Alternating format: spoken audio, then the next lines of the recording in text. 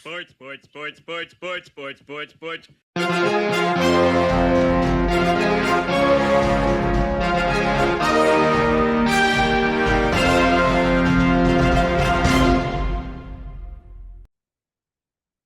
Hey there, sports fans. Welcome to Sportsball, part of the ESPN Crew Podcasting Network. We talk about sports-related topics, but we focus on you, the fan, and what you like, whether it's a sport, a team, athlete, sports-related news, or sports-related events.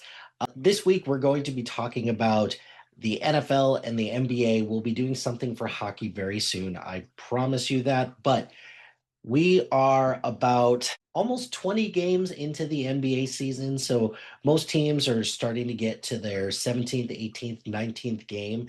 And then we're already on week 13 of the NFL. So almost 3/4 of the way, or a little over 3/4 of the way through the NFL season, about a fourth of the way done with the NBA seasons. And what I'm going to do is that I'm going to talk about, some not winners and losers, but like surprises and disappointments for the NFL season so far and the NBA season so far. And I'm going to start with the NFL. And I think for me, the biggest surprise so far of the NFL season has been the resurgence of Jonathan Taylor. And I think one of the things that I look at when it comes to Jonathan Taylor is he's been so injury riddled for a long time, and he's been having like okay seasons, but nobody's anticipated that he has actually been this good of a running back this year for the Indianapolis Colts. The fact that Daniel Jones is making that team somewhat productive, even though over the last couple of weeks he's been not great. And I think he's come down to earth a little bit. I think people are starting to figure him out a little bit more. But I do believe that it has been a little crazy that Jonathan Taylor has been as good as he's been. One thing that has been a little bit on the disappointing side has been for me the Washington Commanders. Granted, yes, they have been injured. Like Gene McDaniels has been out. Their wide receiver core hasn't been that good, and they don't have a run game, and their defense has very much regressed. But I expected them to at least be contending for a wild card spot, and they're nowhere near that right now.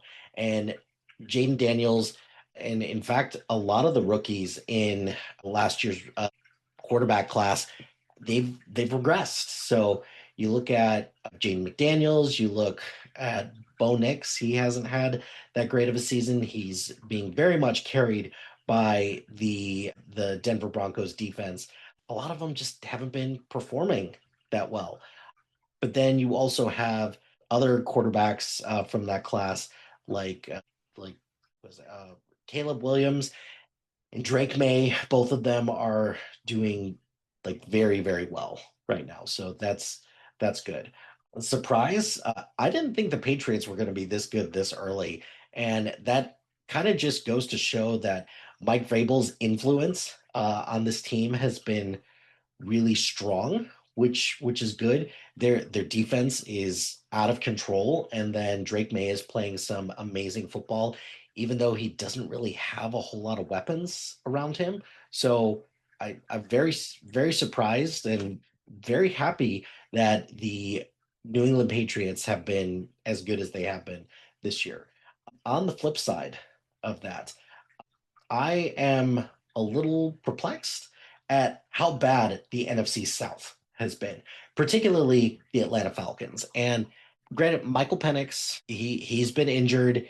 I think Raheem Morris is probably not going to be long for this team, but they should not be 4-7 and hopefully contending for like maybe the final wild card spot. But the struggle that I'm having with the Atlanta Falcons right now is that you've got Bijan Robinson, you've got Drake London, you've got a lot of great skill players on the offensive side. I don't know what's going on with them. Other surprises, I am a little bit surprised. Fine, I guess I'll say it. This is kind of a surprise and a little bit of a disappointment. The Chicago Bears. Look, I'll admit it. I'm a Chicago Bears fan. However, I have been concerned with their defense not being able to stop anything this year. So I guess I'm surprised that the Bears are 8-3, top of the NFC North for now. Just because they're on top of the NFC North now does not mean shit right now. But the fact that they're there, the fact that they keep winning these close games, that bubble is eventually going to burst. And at some point, the defense has got to step up more than they're stepping up. The offense has been able to generally put up points and at least get into these throwing matches where they're able to do really good things. But particularly for the Chicago Bears, I've been really impressed with Caleb Williams. I think Ben Johnson is just proving that he was the right person for this job. And I think Kyle Monangai has been a revelation at running back. It's going to be his backfield soon enough. DJ Moore and Roma Dunze, they've had up and down years. And Cole Kmet has kind of had a quiet year. Colston Loveland, same thing, a little bit of a rough year. Offensive line is at least getting better, but it's still not great. But the defense needs to step up more. So there you go. That's one for both of those. But I am surprised that the Minnesota Vikings aren't as good as they should be because they've got a lot of great weapons on offense. Their defense is still pretty great, but just their offense can't do much of anything. And the big problem with this is that JJ McCarthy does not look like he's ready for prime time. He looks like he needs to sit his ass on the bench and learn some stuff before he continues to progress. And then I guess my last ones, I am surprised. Yeah, okay, fine. I'll buy it. I'm surprised that the Carolina Panthers are 500 right now. Bryce Young is still wildly inconsistent. I think Rico Dowell has been a serviceable running back this year, so I'm hoping that they continue to progress. And I don't think they've got a shot to win the division, but they may have an outside puncher's chance of making a wild card spot. The problem with the Panthers is that they've got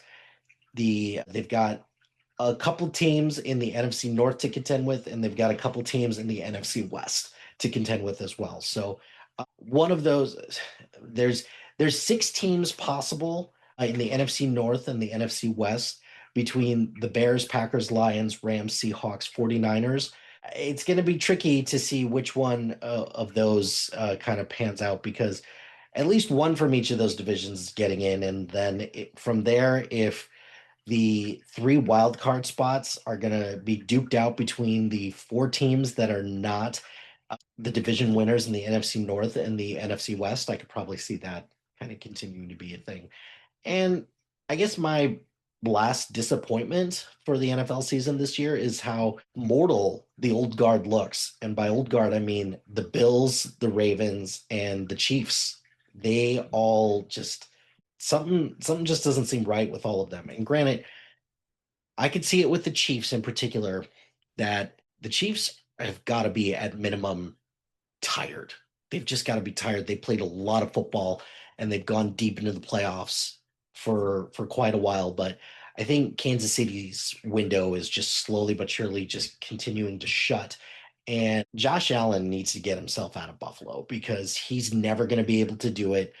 He needs to go somewhere where they're going to give him a shitload of weapons and he's going to be able to just continue to do good things. He's never going to leave Buffalo, but yeah, it's just not going to happen. And then the Ravens, they've just been too injury ridden, and they should be eternally grateful that the AFC North this year is just straight trash because the Steelers have been fine, and the Cincinnati Bengals have underperformed, and then the Cleveland Browns are just present. So I don't know. It's just interesting that the old guard in the particularly on the AFC side, because in the NFC side, the Eagles are still really good, and Matthew Stafford looks phenomenal right now. So hopefully that continues. I could see the Rams getting to the Super Bowl, and if he wins another Super Bowl with the Rams, I could see him just hanging him up and just calling it a day. So That is all for the NFL. Let's talk about the NBA for a second and some surprises and some disappointments so far. So very surprised in the Eastern Conference that currently your league, your top three teams in the Eastern Conference, recording this last night, are the Detroit Pistons, the Toronto Raptors, and the Miami Heat. Now, granted, most of those teams don't have a strong winning percentage. Well, they have an okay winning percentage, both of them, but the Pistons are 15-2, the Raptors are 13-5. A lot of the teams that everybody expected to contend, like the Knicks, the Cavaliers, the Magic, are all wildly underperforming right now. So that's a bit of a surprise.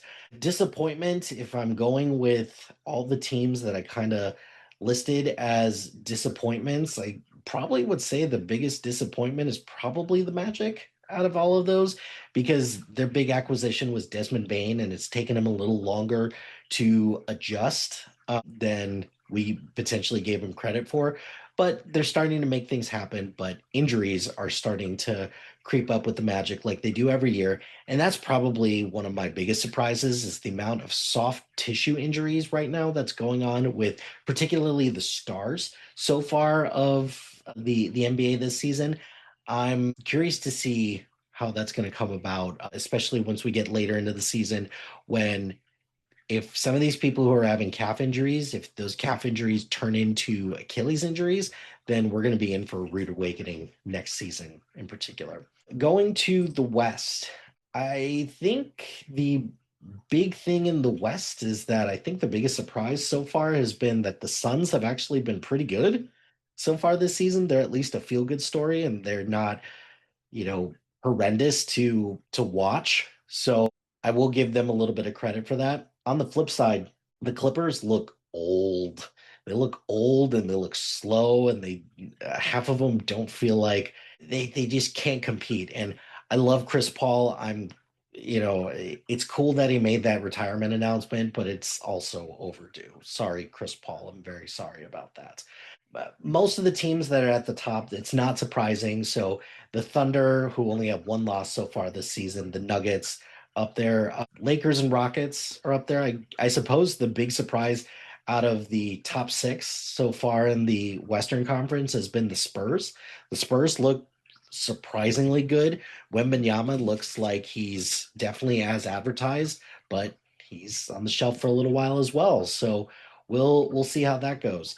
One disappointment that I've had in particular is these scandals are still hanging over the NBA and they're still going to continue to hang over them unless something is done about them once all this stuff gets resolved. So gambling problem, the soft tissue injuries problem. And then the last part is this whole thing with Kawhi Leonard. Kawhi Leonard's injured right now, and I'm sure he is uber grateful that all of these gambling arrests have been made at the expense of poor Chauncey Billups and Terry Rozier and all that shit. But that still doesn't change the fact that the Kawhi Leonard situation is still very much hanging out there, and we'll see how that pans out.